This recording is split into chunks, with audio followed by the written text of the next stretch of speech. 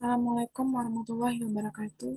Baiklah, perkenalkan nama saya Feby Febrianti dengan NIM 2004-2098.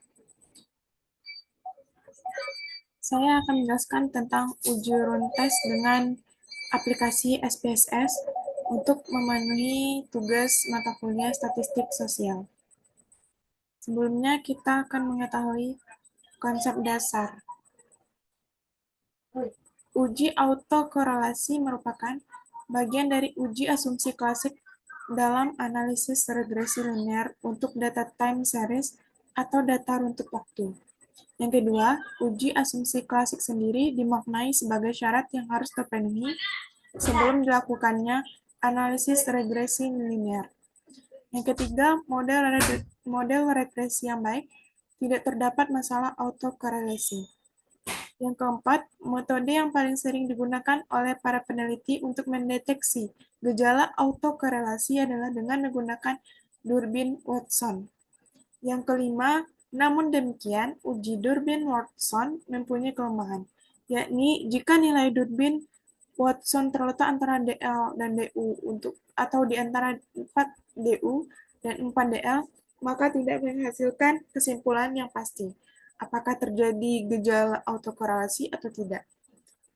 Selanjutnya, oleh karena itu, alternatif uji lain yang dapat memberikan kesimpulan yang pasti tentang masalah autokorelasi ini adalah dengan uji runtes.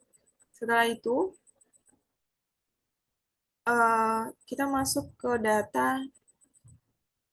data yang akan kita gunakan.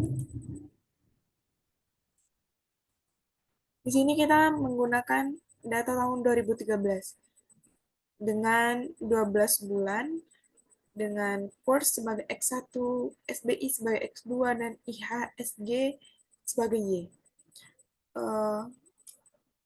Langkah-langkah uji runtes dengan SPSS. Yang pertama, kita input data. Kita masuk ke aplikasi SPSS-nya.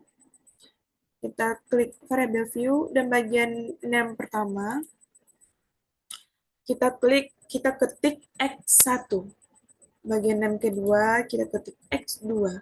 Bagian name ketiga, kita ketik Y. Bagian label X1, kita ketik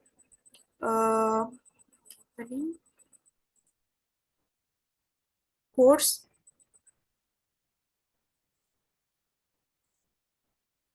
Label 1 course.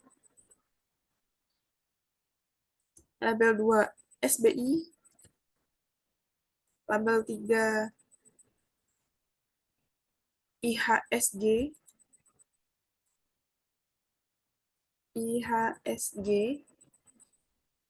Setelah itu kita masuk ke pack data view. Karena datanya belum ada, kita input data dari Excel. Kita ambil bagian X1, X2, dan Y. Kita inputkan. Kita copy. Setelah itu kita pastekan ke aplikasi SPSS. Setelah data yang kita dapatkan, setelah itu kita harus mencari uji residualnya dulu. Dengan cara kita klik analyze, kita klik regression, kita klik linear. Untuk course 1, kita pindahkan ke independen, SBI ke independen juga, dan IHSG ke dependen. Setelah itu kita save, kita klik unstandard residual karena kita mencari residualnya. Kita checklist, kita continue kan. Setelah itu kita OK kan. Kita abaikan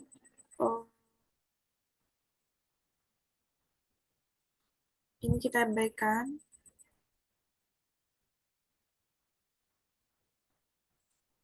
Kita abaikan karena kita akan, setelah kita mendapatkan residualnya, Setelah itu kita mencari analisis uji rantasnya. Langkah-langkahnya kita menginput data, setelah itu kita menganalisis data, di mana di dalam aplikasi SPSS ini kita memilih menu Analyze. Setelah itu kita mengambil bagian setelah itu kita mengambil bagian non-parametric test, ambil bagian legacy dialog, kita ambil bagian rules. Setelah itu bagian paling bawah standard kita pindahkan, kita oke, maka dapat hasil outputnya. Output yang kita dapat kita interpretasikan dalam Word agar lebih jelas dan lebih mudah kita menginterpretasikannya. Sebelumnya kita harus mengetahui dasar pengambilan keputusan uji runtas, di mana jika nilai asimpi signifikan 2 Tailhat lebih kecil dari 0,05 maka terdapat gejala autokorelasi, dan 2, jika nilai asimpi signifikan 2 Tailhat lebih besar dari 0,05 maka tidak terdapat gejala autokorelasi. Pengambilan keputusan. Di sini kita mengambil bagian tabel runtas. Diketahui nilai asimpi signifikan 2 Tailhat sebesar 0,762, di mana 0,762 besar dari 0,05. Maka dapat disimpulkan bahwa tidak terdapat gejala autokorelasi sehingga analisis regresi linear dapat dilanjutkan. Sekian hasil keputusan uji runtas yang bisa saya sampaikan. Apabila ada kata salah, saya mohon maaf.